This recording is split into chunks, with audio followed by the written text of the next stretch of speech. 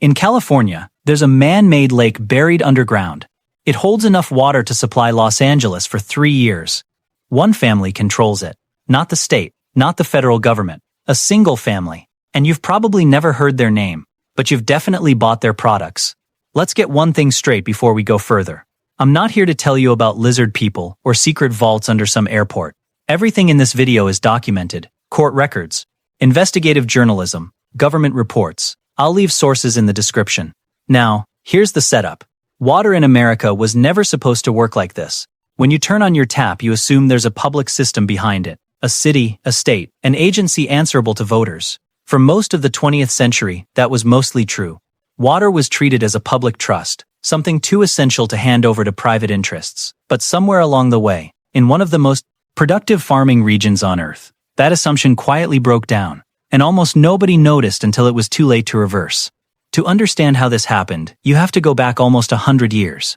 California's geography is a cruel joke. Most of the rain and snow falls in the north, the mountains, the forests, the wetter half of the state. But most of the farmland, the cities, and the people are in the south. So for over a century, California has been engineering ways to move water hundreds of miles from where it falls to where it's needed. Giant aqueducts, pump stations, reservoirs the size of small countries. This is some of the most ambitious infrastructure ever built in America, and almost none of it happened by accident. Every canal, every dam, was the result of decades of political fighting between farmers, cities, and the state. By the 1980s, California had a new problem. The state could move water around in wet years, but during droughts, there simply wasn't enough water to go around, no matter how good the plumbing was. So state engineers came up with an idea that sounded almost too simple to work. Instead of only moving water in real time, why not save the surplus underground? California sits on top of massive natural aquifers, underground reservoirs, carved out over millions of years by ancient rivers and geological pressure. In wet years, when rivers flooded and reservoirs overflowed, engineers could pump that extra water down into the ground instead of letting it run out to the ocean. Then, in dry years, when the surface reservoirs were empty, you could pump it back up. It's essentially a savings account for water. Deposit in the good years, withdraw in the bad ones. So, in the early 1990s, the state of California built exactly that. It's called the Kern Water Bank. Nearly 20,000 acres of land, sitting on top of one of the largest underground water storage aquifers in the country. When full, it can hold around 1.5 million acre-feet of water. To put that number in perspective, that's roughly enough water to supply 15 million people for an entire year. This was built with taxpayer money. It was designed on paper to belong to the public, a resource for the whole state to draw from during emergencies. But here's where things took a dark turn. In 1994, in the final days of Governor Pete Wilson's administration, a deal was signed that handed over control of the Kern Water Bank to a private agricultural company. Not the land itself in every case, but effectively, the operational control, the water rights, and the ability to decide who gets access and when. The company that ended up in control was called Paramount Farming, later restructured under the name Paramount Farms, and eventually folded into a much bigger operation. The people behind it were a married couple most Americans have never heard of, Stuart and Linda Resnick. Now, you don't know their names, but you know their products.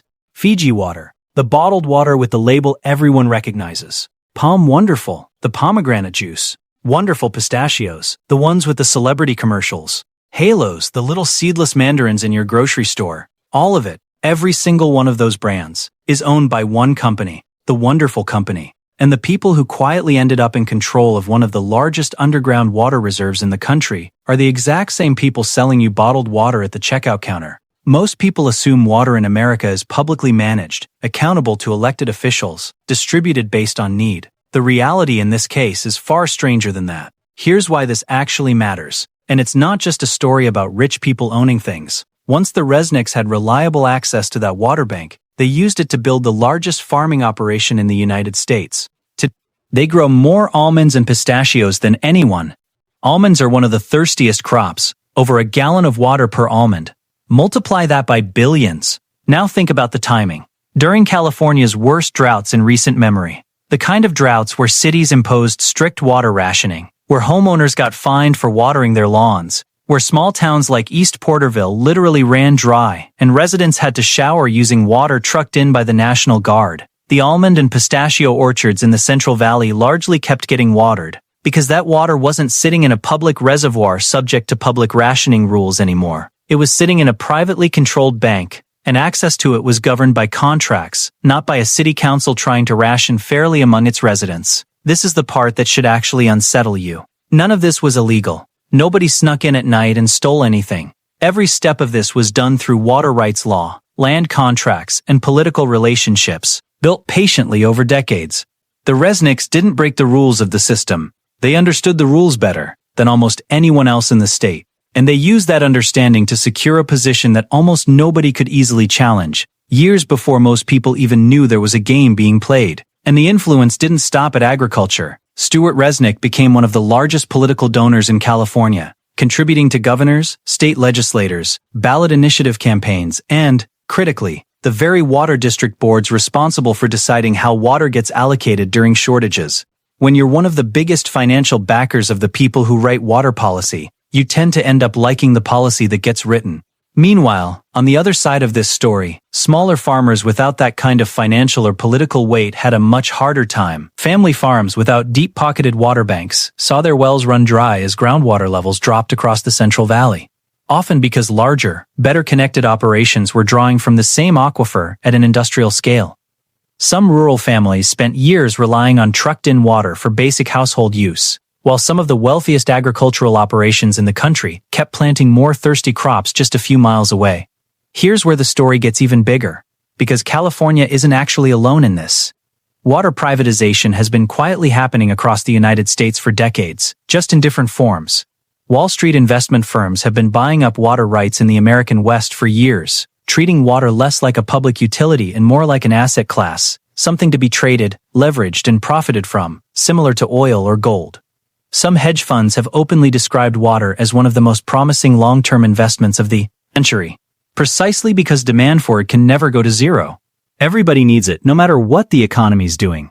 In some towns, entire municipal water systems have been sold off to private companies to fix short-term budget problems, only for residents to see their water bills triple or quadruple over the following decade, with far less public accountability over decisions about infrastructure, safety testing, or pricing. So the Kern Water Bank isn't some isolated freak event. It's one of the clearest and most well-documented examples of a much larger pattern. Essential public resources quietly shifting into private hands, piece by piece, deal by deal, usually without most citizens ever noticing until the transformation is already complete. So here's the uncomfortable truth this story reveals.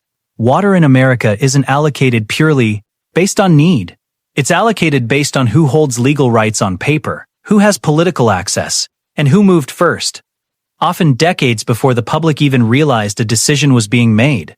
The Resnicks didn't invent this system. They simply understood it, and played it, better than almost anyone else in the country, at a scale most people can't even fully picture. And that raises a much bigger question worth sitting with after this video ends. If the single most essential resource on Earth, the one thing every human being absolutely needs to survive, can quietly end up under the control of a handful of private hands, protected by contracts most of us will never read, what does that tell you about everything else we've been told is public? Your roads, your power grid, your hospitals. How many of those systems have already gone through the same quiet transformation, just without a name attached to it yet? Water was supposed to be the one resource too basic, too essential, universally needed, to ever be treated purely as a commodity. This story is proof that assumptions stopped being true a long time ago, and almost nobody was watching when it happened. If stories like this make you want to understand how power actually moves in this country, not through headlines and press conferences, but through contracts, land deals, and decisions quietly made decades before anyone was paying attention, that's exactly what this channel exists for. We go through the paperwork so you don't have to. Subscribe, and the next time you hear that something could never be owned, you'll already know better.